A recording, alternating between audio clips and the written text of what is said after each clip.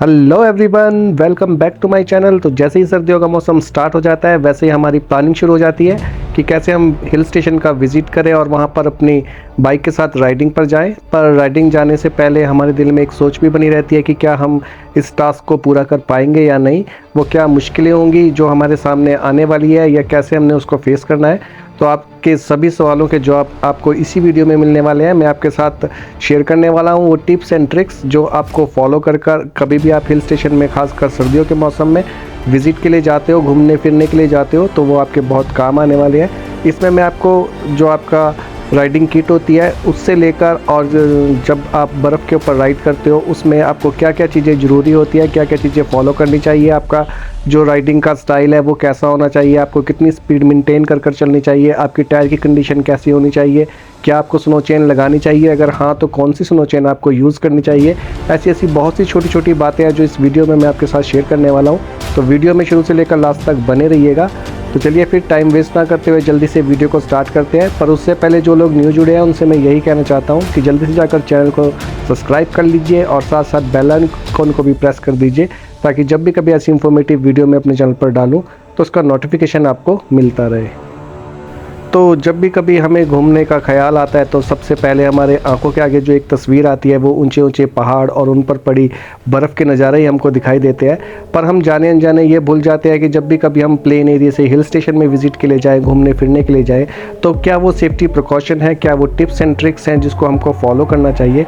तो आइए अब आपके साथ एक एक कर वो सब कुछ डिस्कस करते हैं और आपको बताते हैं कि जब भी आप हिल स्टेशन में विज़िट के लिए जाएँ, घूमने फिरने के लिए जाएँ, खासकर बर्फ़ वाले मौसम में, तो आपको क्या वो सेफ्टी प्रिकॉशन है जिनको ध्यान रखना चाहिए और जो आपके आने वाले टाइम में बहुत ज़्यादा हेल्पफुल होने वाले हैं। तो चलिए फिर फटाफट से वीडियो को स्टार्ट करते हैं। तो यहाँ पर फटाफट से मैं आपके साथ ड्राइविंग स्टाइल को लेकर थोड़ा सा डिस्कस कर लेता हूँ। जब भी आप डाउन हिल जाते हो तो आपको कभी भी ब्रेक अप्लाई नहीं करनी है, आपको मोशन में गाड़ी को अपने डाउन हिल पर उतारना है। अगर हो सके तो आप फर्स्ट या सेकंड गियर पर, अगर ज़्यादा ही डाउन है तो आप अपनी गाड़ी को फर्स्ट या सेकंड गियर पर डालकर और उसको धीरे धीरे एक स्पीड को मेंटेन कर अपनी बाइक को जो आपका ढलान होती है उसके ऊपर उतारें। अगर आप सडनली ब्रेक करते हो तो ऐसे में आपके टायर जो है वो लॉक हो जाते हैं और आप पैनिक सिचुएशन में आ जाते हो और आपको ये समझ ही नहीं आता है कि आप ब्रेक पेडल छोड़े या नहीं छोड़े और इतनी देर में आपके साथ कोई ना कोई हादसा हो जाता है। तो ये हमेशा ही ध्यान रखें कि जब भी हिल स्टेशन में विज़िट के लिए आएँ और वहाँ पर बर्फ़ पड़ी हुई हो तो उसमें कभी भी आप ब्रेक अप्लाई ना करें,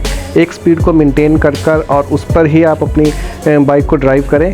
और साथ साथ ब्लैक आइज़ का भी आप ध्यान रखें। जैसा कि आप अभी रोड पर देख रहे हैं यहाँ पर धूप लगी हुई है तो जो बर्फ़ है वो पिघल रही है, पर कई डार्क एरियाज़ ऐसे होते हैं जहाँ पर धूप नहीं लगती है और उसकी वजह से जो हमारी सड़क पर ब्लैक आइज़ जम जाती है। एक्चुअली में ब्लैक आइज़ कोई देखने में काली बर्फ़ नहीं होती है, ये ट्रांसपेरेंसी एक परत होती है जो आपको देखने में ऐसा लगेगा कि यहाँ पर तो रोड ही है, पर वो बर्फ़ जम चुकी होगी। उसकी फॉर्म जो है वो हार्ड फॉर्म में, जैसे आपके फ्रीज़र में बर्फ़ जमती है वो ट्रांसपेरेंट बर्फ़ होती है, उस टाइप की वो बर्फ़ जम जाती है और हमको वो दिखाई नहीं देती है। और जैसे ही हमारा टायर उसके ऊपर जाता है तो हमारी बाइक स्किड हो जाती है और अगर हम ज़्यादा स्पीड में हो तो बहुत बड़ा हादसा भी हो सकता है। तो हमेशा ही ब्लैक आइज़ का ध्यान रखें। जो आपको शेडी एरिया दिखते हैं जिसमें शेडो पड़ रही है या फिर जहाँ पर आपको लग रहा है कि यहाँ पर धूप नहीं पड़ रही है और डार्कनेस आपको दिख रही है, तो वहाँ पर आप पहले ही अपनी स्पीड को कम कर लें और धीरे धीरे वहाँ से अपनी बाइक को क्रॉस कराएं।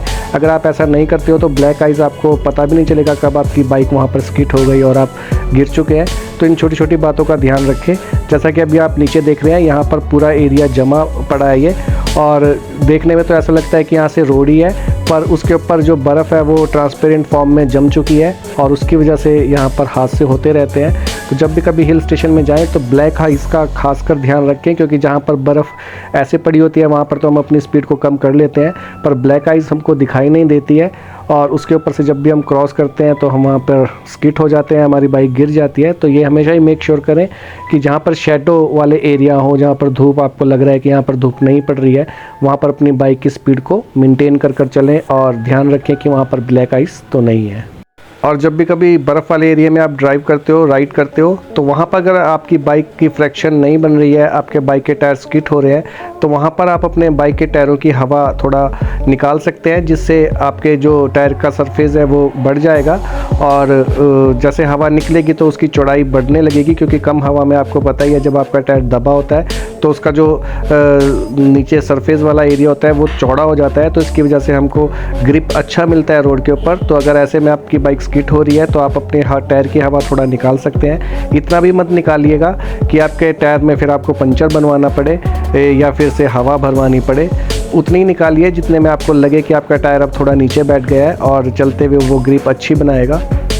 तो अब जब यहाँ पर टायर की बात हो रही है तो थोड़ा सा टायर के बारे में मैं आपको ऑल नॉलेज दे देता हूँ। आपको टायर ऐसे चाहिए होंगे जो जिनकी कंडीशन बहुत ज़्यादा अच्छी हो। अगर हो सकता है आप हिल स्टेशन में विज़िट के लिए जा रहे हो, घूमने फिरने के लिए जा रहे हो, खासकर बर्फ़ वाले सीज़न में, तो आपके पास जो आपकी बाइक में टायर लगे हुए हैं वो नए हो तो और ज़्यादा बेटर है, और साथ साथ वो आइस के ऊपर चलने के लिए कंफर्टेबल हो तो और भी ज़्यादा बेटर है। इसके अलावा आपके पास एक पंचर किट होना बहुत ज़्यादा ज़रूरी है, जो ट्यूबलेस पंचर किट आती है। और उसके अलावा आपके पास एक टायर इन्फ्लेटर होना बहुत ज़्यादा ज़रूरी है, क्योंकि हो सकता है कहीं रास्ते में पंचर हो जाए, तो ऐसी सिचुएशन में आप खुद पंचर लगाकर उसमें हवा भरकर वहाँ से निकल सकते हो।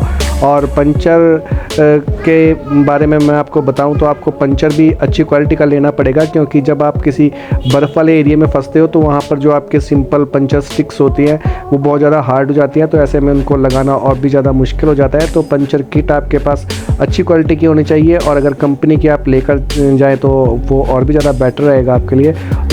यहाँ पर एक बात और याद रखिएगा आप लोग, मैं अपने पर्सनल एक्सपीरियंस से आपको बता रहा हूँ कि जब भी कभी आप ऐसे एरिया में फंसे होते हो जहाँ पर टेम्परेचर आपका कम होता है या बर्फ़ पड़ी हुई होती है, तो वहाँ पर जो आपका टायर है और जो टायर में लगने वाला ट्यूबलेस पंचर है वो दोनों के दोनों हार्ड हो जाते हैं। तो ऐसे में पंचर लगाना बहुत ही ज़्यादा मुश्किल हो जाता है। तो ऐसे में आपके मदद आ सकती है, मैं आपको एक रेकमेंड करता हूँ यहाँ से ट्यूबलेस पंचर के लिए।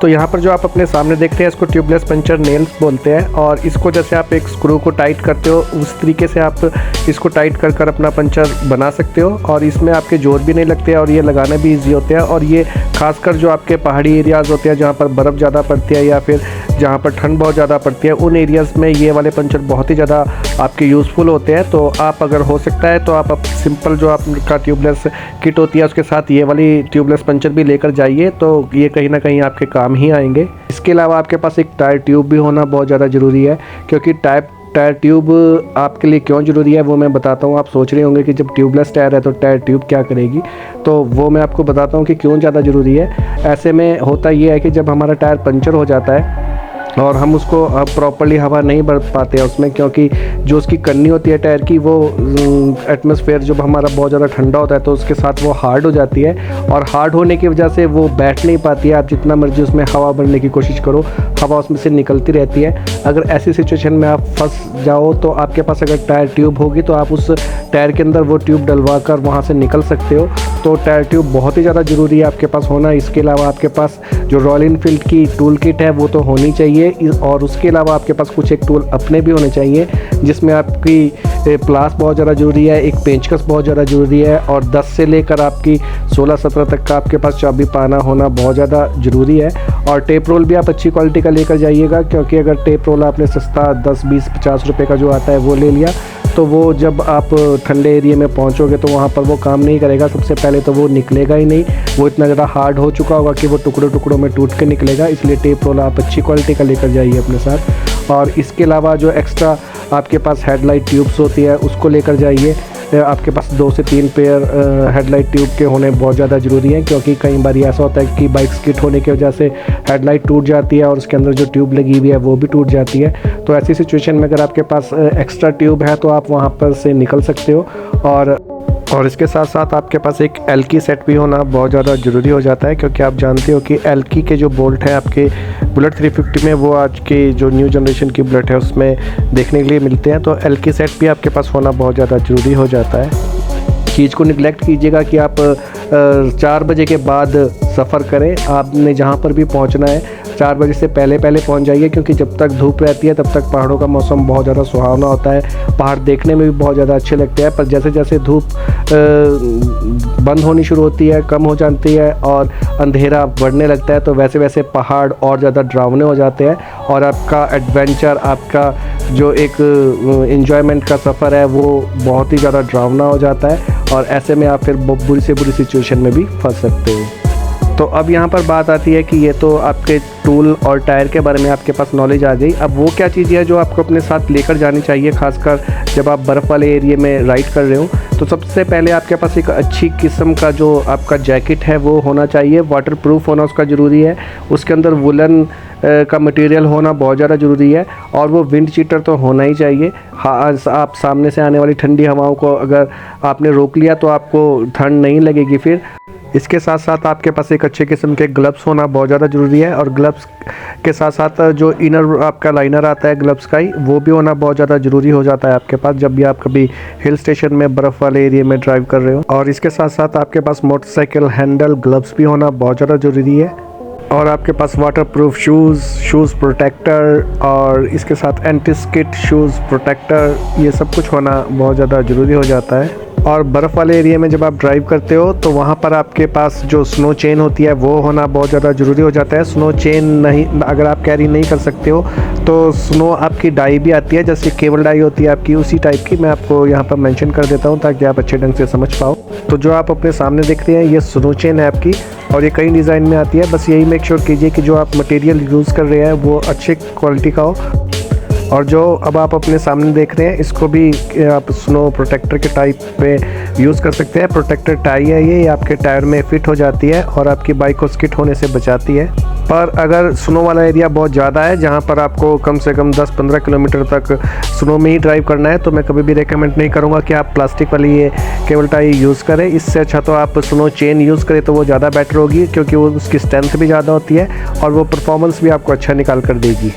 तो ये तो वो चीज़ें थी जो आपको कंपलसरी है अपने साथ कैरी करना जब भी आप कभी हिल स्टेशन में अपने टू व्हीलर के ऊपर राइड के लिए निकल रहे हो, और वो भी खासकर बर्फ़ वाले एरिया में। अब बात आती है कि जो आप एक्स्ट्रा प्रोटेक्शन के लिए अपने साथ कैरी कर सकती हो तो वो क्या चीज़ें होती है। तो उनमें आपका एक पर्सनल टेंट होना आपके साथ लाजमी हो जाता है। मैं तो जब भी ऐसे कभी जाता हूँ तो मेरे पास एक टेंट ज़रूरी होता है और उसके बाद आपके पास एक स्लीपिंग बैग भी होना बहुत ज़्यादा ज़रूरी हो जाता है। और ये सब चीज़ें ज़रूरी इसलिए होती है क्योंकि जब आप कभी हिल स्टेशन में विज़िट के लिए जाते हो तो वहाँ के जो मनमोहक दृश्य होते हैं उनको देखने के चक्कर में आप अपने टाइम को मैनेज नहीं कर पाते हो और जो आपने टाइमिंग का प्लान किया हुआ होता है उससे टाइम आपका ओवर लग ही जाता है। और ऐसी सिचुएशन में अगर आप कभी रात में फंस जाओ तो वहाँ पर आपको शेल्टर बहुत ज़्यादा ज़रूरी हो जाता है। और आप जानते हो कि पहाड़ी एरियाज़ में जो घर होते हैं वो बहुत दूर दूर होते हैं, एक गाँव से दूसरे गाँव की दूरी कभी कभी 50 से 100 किलोमीटर भी हो जाती है। तो ऐसे में अगर आप कभी रास्ते में फंस जाओ तो अगर आपके पास टेंट होगा तो आपको एक अच्छा शेल्टर मिल जाएगा और आपकी रात आराम से कटने वाली है। और उसके बाद जब सुबह होगी, धूप निकल जाएगी तो सब सिचुएशन आपके अंडर कंट्रोल आ जाएगी और फिर आप अपने रास्ते पर निकल पड़ोगे आगे और अपने सफ़र को जारी रखोगे। तो टेंट और स्लीपिंग बैग ये बहुत ज़्यादा ज़रूरी हो जाता है। इसके अलावा आप जेरी कैन ले सकते हो क्योंकि पहाड़ी एरियाज़ में पेट्रोल पंप नज़दीक नहीं होते हैं और ऐसे में अगर कभी आपका पेट्रोल ख़त्म हो जाए तो अगर आपके पास पेट्रोल है तो वो आपके बहुत ज़्यादा हेल्पफुल होने वाला है। और ख़ासकर अगर आप नाइट में टेंट में रह रहे हो तो उस टाइम भी आपके आग जलाने की या किसी और तरीके से भी आपके वो बहुत ज़्यादा काम आने वाला है। और यहाँ पर एक पर्सनल मैं अपने साथ हमेशा ही कैरी करता हूँ, वो मैं आपको इसके साथ अटैच कर देता हूँ। एक पर्सनल आपका हीटर होता है जो 12 वोल्ट से चलता है और उससे आप जब राइड कर रहे हो तो आपकी उंगलियाँ ठंडी हो जाए या आपके पाँव ठंडे हो जाए तो उसको लगा कर आप उसको सेक सकते हो और वो बहुत ही ज़्यादा यूज़फुल चीज़ है। वो भी मैं अटैच कर देता हूँ ताकि आप देख पाओ।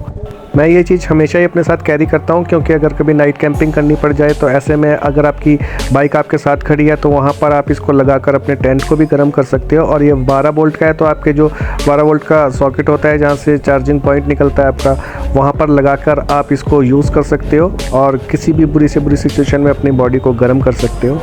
और इसके अलावा आप नी प्रोटेक्टर और शूज़, रेन प्रोटेक्टर और मोंकी कैप जिसमें आपका फुल फेस कवर होता है आपकी नेक तक, ये सब कुछ कैरी कर सकते हो।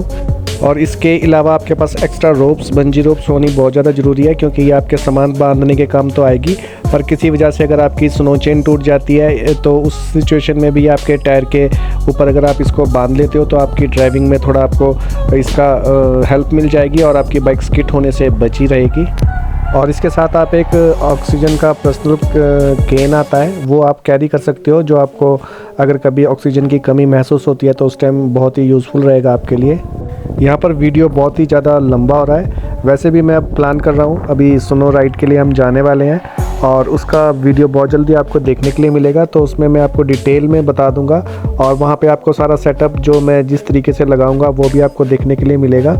और ख़ासकर जो विंड ब्लास्ट आता है आगे से, उसको रोकने के लिए मैंने कुछ एक्स्ट्रा मॉडिफिकेशन किया अपने बाइक में, वो भी आपको आने वाले व्लॉग में पता चलने वाली है। और मेरी कोशिश है कि मैं बाइक को ही एक बाइक टेंट के रूप में डेवलप करूं और उस पर कुछ मॉडिफिकेशन कर अगर कहीं ऐसी सिचुएशन होती है कि हमको नाइट स्टे करना पड़ता है नेचर के साथ, तो उस टाइम मैं यही ट्राई कर रहा हूं कि मैं अपनी बाइक में ही कैंपिंग कर लूं अपनी। तो उसके लिए मेरा अभी थोड़ा वर्क चला हुआ है और वो सारा का सारा सिस्टम फोल्डिंग बनने वाला है, तो देखते हैं वो बन पाता है कि नहीं बन पाता है। जो भी अपडेट होगा आपको आने वाली वीडियो में मिलता रहेगा। तो बहुत ही जल्द हम जाने वाले हैं एक स्नो राइड के ऊपर, तो देखना बिल्कुल भी मत भूलिएगा। तो मिलते हैं आपसे नेक्स्ट वीडियो में नेक्स्ट टॉपिक के साथ, तब तक के लिए आप सभी को बाय बाय, टेक केयर।